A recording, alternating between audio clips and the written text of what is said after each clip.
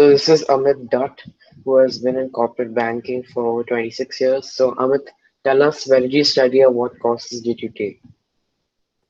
So I am a chartered accountant, okay, and my uh, aim in life was to go into the financial world.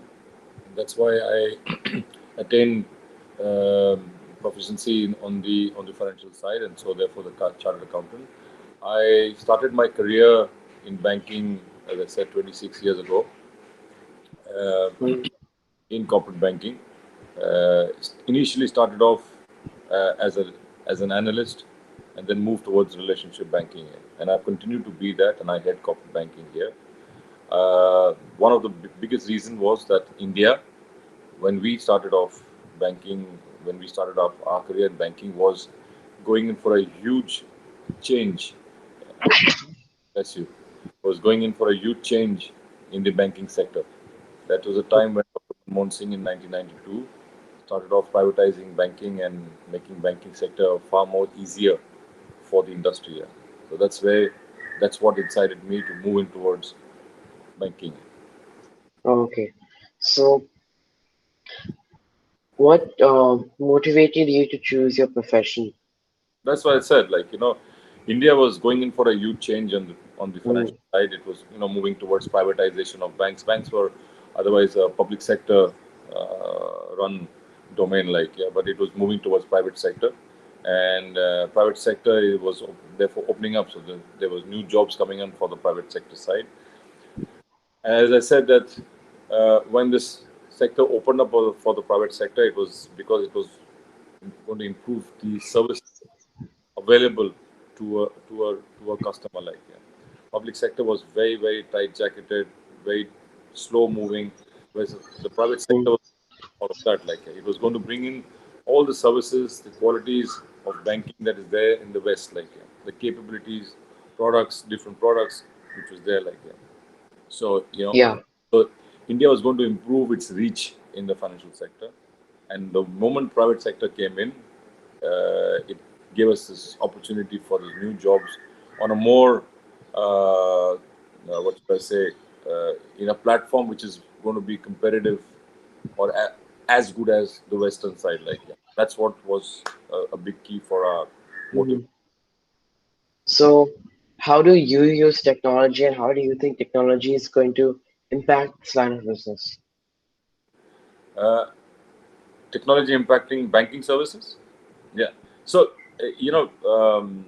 many years ago when we started off, and as I said, 26, 27 years ago when we started the privatization side, the the the biggest challenge or biggest competitor envisaged then also was IT, technology towards banking. It was not that one bank going to compete with the other. That's obviously going to happen. But the main competitor is going to be technology. Without technology, banking would have not reached the level India has achieved in this last 25 to 26 years. India was far behind, far behind. But today, India is almost equal, I would say, if not better, in certain sectors, certain parts of banking, as compared to the global side. So, if you look at today, if you are traveling internationally, you can carry your local cards, right? You can have the international card. You can travel. You can make payments. India today uses, the internet, the net for making transactions for retail sites. So just imagine uh, for opening an account in India used to be a pain. It used to take some time, a long time. Today you can do a lot of it online, and because it's become so dependent on technology, almost everything is done online. Right from your demand draft for making application for loans, uh, you know, it has reached even the villages. You know, that's the big change that banking and supported by technology has come in through for us. Today, even as I said, the more complicated side or more sophisticated rather, the corporate banking which has we were linked overseas through the global market products, the global market platforms. We had cash management services which are very international. We are able to transfer funds by just a click of a button, like through technology. So technology is absolutely key for getting bigger and bigger. Yes, you cannot Okay. take away the brains. You are not going to issue loans or give out loans just by clicking five buttons. It does happen on the retail side, but yes, it's a support. It's a support which we cannot do without like now. Okay. So what skills should someone have to succeed in your field? So, of course, the basic acumen should be there of knowing how to read a balance sheet, how to sell your products, but at the same time, for reading and analyzing the balance sheets, for analyzing a customer, you need technology, you need information, right? So, from the balance sheet, earlier which used to be done manually, you can do a lot of variation to see to break open the balance sheet to analyze the balance sheet. So you need technology, and then you need technology to to to to to be able to disperse as effectively as possible like this. So technology continues to be most important thing. But what technology throws you with the information, you're supposed to know how to use that information. Using that information is your skill that you need to have like this. So you Yeah. cannot have everything technology. You need to have your own business acumen to analyze the information that you get through technology. So that's a combination that you have to have. Like that. So you cannot say Okay. I'm an IT engineer and I can do banking.